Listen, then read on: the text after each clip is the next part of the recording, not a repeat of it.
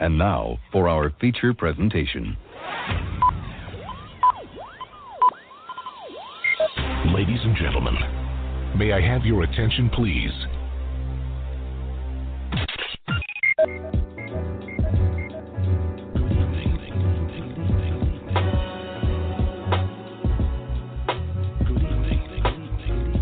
You're listening to Straight Talk with Dean and Mark.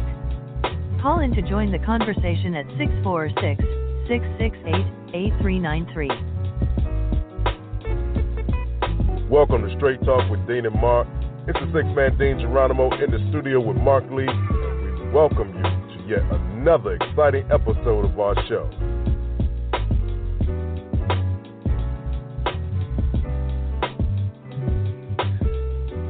Ladies and gentlemen, and just like that, the month of July is here. You know what? We're bringing it in on a good note, and we're going to take it out on a good note. But today is the 1st of July, and I want to be the first one to say happy birthday to my partner in crime from NJ to NC. You know I'm in the studio, and I'm right here with Mark Lee. So, Mark, tell me what's good in your neck of the woods on your birthday, my brother. Hey, you know, everything's kind of quiet. I don't mind having a quiet birthday because on the 4th of July, we'll be having the Eno Festival. Every Eno, I'm out there emceeing. I jokingly tell them that day 6 is for the birthday celebration for the nation's independence, but it's really just a big birthday party for me. They don't know that, but that's really all it is. It's just a big birthday party for me. All those musicians, all those activities that folks are doing, the drinks, the vendors, it's all really just a big birthday party for me. Hey, nothing wrong with that. What a way to celebrate your birthday. And you get to host the Festival of the Eno. So, hey, man, I know you're going to have a good time out there. Oh, yeah, I'm always having a good time, always enjoying myself out there. But, you know, we had a real busy week this past week. Some sad news that happened. So I'll talk about that in a second. But then we had on Wednesday, we had the people that had done the walk. Aya and them got me. She was busy, so she was not able to do the historical walk that deals with the history of Haiti. So her husband and yours truly were kind of the main people that were going around with some Duke future doctors. That's right. They were in, I think some were in the OBGYN program and some were in family health. So we did 2 separate tours where we gave them kind of an overview of Black Wall Street. So I had the privilege of being kind of the lead in that and talking to those fine doctors, telling them about some of the things that we do even on this show and just around the Haiti and stuff like that. So that was real fun. So I did that last week. And then on Friday, there was a gospel play called Sudden Attack. So I got a chance to meet the director of that and saw that play and saw D. Wish, who I've known for a while. He's a local comedian, and he was one of the actors in that. And it was actually, didn't get to see all of the play, but from the parts that I was able to catch, it was definitely a hilarious and funny play that was in that gospel play kind of modus operandi. So that was definitely real fun to see that going on. Unfortunately, that same day, there was a local artist who, at a fairly young age, I think he's even younger than me, he might have been in his early 50s, he had passed away of a heart attack, so they did like a memorial for him. Olivia Gatewood and her daughter were some of the principals that helped put that memorial together. Small crowd of folks that came to honor his life, but, definitely they were there to honor this artist that was definitely known here in the area for having done a lot of work. Some of his artwork was very political in nature. Some dealt with things around definitely our kind of things that go on with our police, because I know one of the pieces features Trayvon. I think there were some other pieces, but I want to say he's of Latin background that might have dealt with some of the indigent things that are going on with their struggles and things of that nature in terms of the population of folks that are Latin and Native Americans and others that are some of the first people and everything. So definitely, that was a sad note. And then on Sunday, just had church service and everything. Saturday, I actually went to a rally. There was a rally for people that are involved in domestic work, trying to let them know that people were on their side and fighting for them. Because, a lot of times those people do not get paid hardly anything. It's a shame to say, but a lot of times they just don't get paid a lot of wages. I mean, one of the ladies that was talking about that she's living off of basically $7.50 an hour. And then, she's doing all this hard labor work. $7.50 an hour, I believe is what she quoted. So she's doing all this work, this domestic work kind of stuff, home health kind of stuff. These are the people that were being honored and everything at this block party. So I said it was, free food to get people in there to at least hear the message. But definitely it was just sad hearing this woman talk about trying to live off of $750, and then not just living off of one job. A lot of times those people have to work in a multitude of jobs, including their own, like just raising their own families and everything. So I had a chance to talk to at least one of them, and just hearing their story was definitely heartbreaking. Indeed, man. Golly. So they're basically robbing people for their time, their efforts, and their talents, and paying them next to nothing, meanwhile profiting everything. And see, that's what we worry about. All the other stuff, I've said it before, we always complain about what other countries are doing, and we need to go over there and we need to force democracy on people. Meanwhile, we got people at home working for next to nothing and giving all that they have. So salute to all of those individuals who are out here making a difference. And a difference is not being made for you. We greatly appreciate you here at Straight Talk with Dean and Mark, because without y'all, man, a lot of things couldn't go around. And let's just be honest.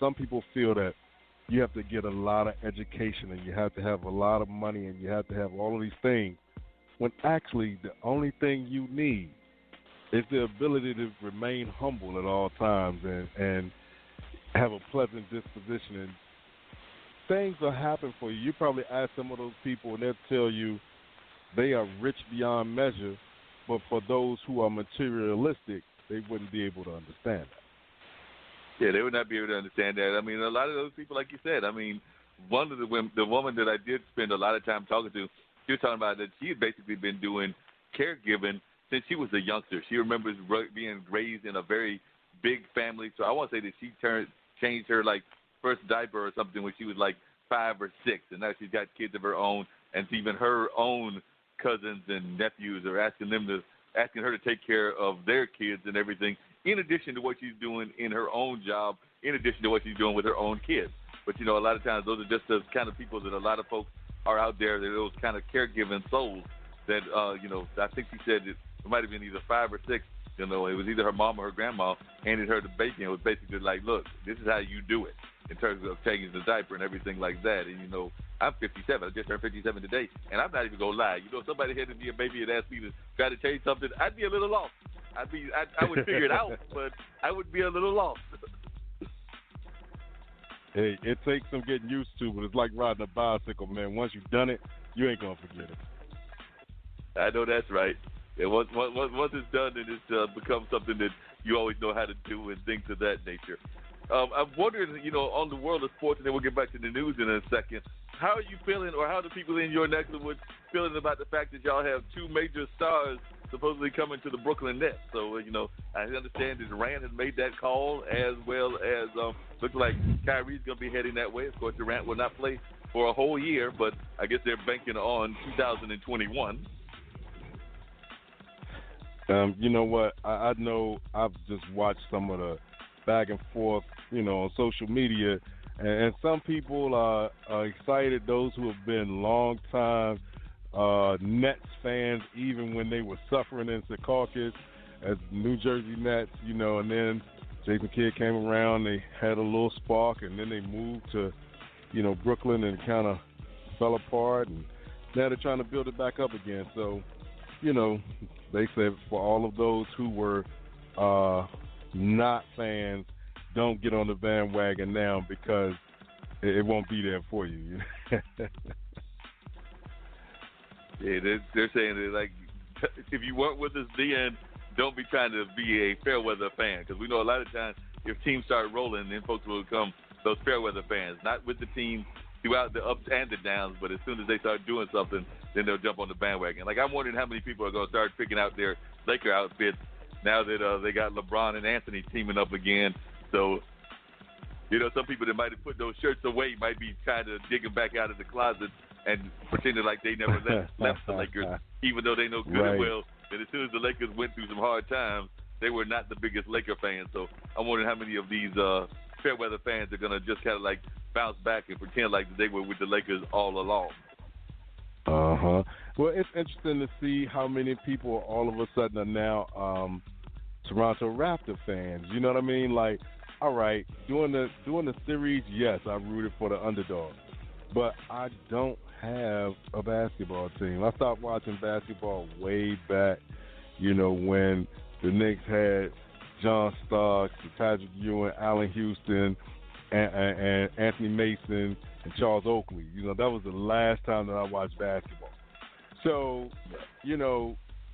I'm glad the underdog won, but you won't see me rocking no Raptors stuff. That's just not me. Some people, they're going to say, yo, no, I was with them from the beginning.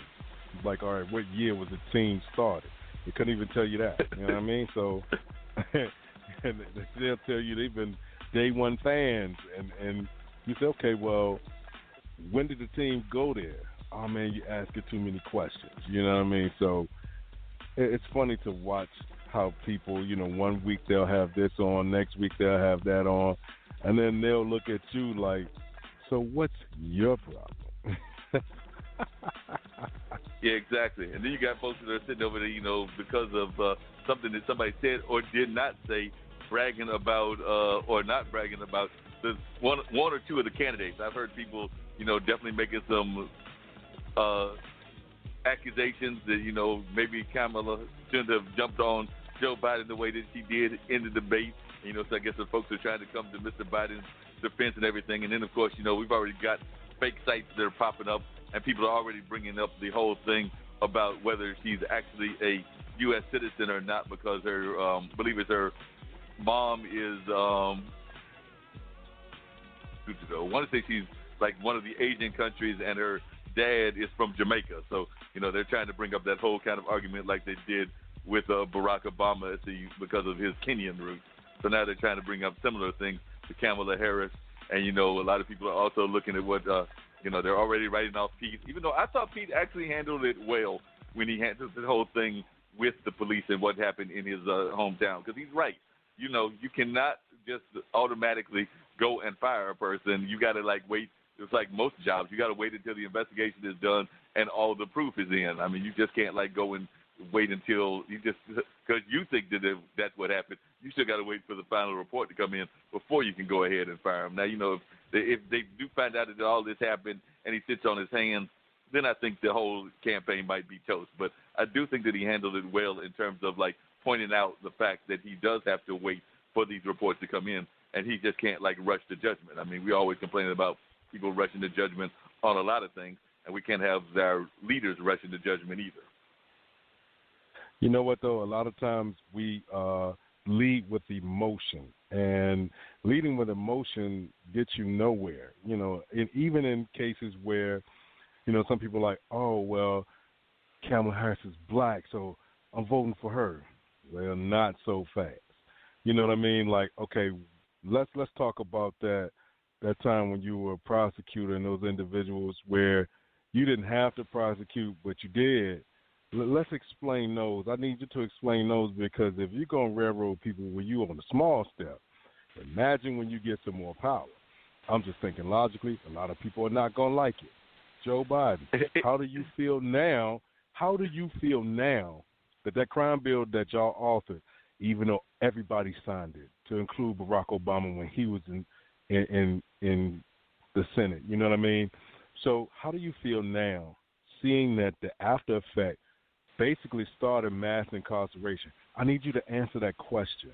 Before I judge you completely, I need you to answer that question and tell me how, you can sit there, don't show up at the churches. That's not going to do us any damn good, because a lot of us don't go to church. So don't sit there right. and smile, kiki and caca. And I'm talking about all the candidates, Republican or Democrat.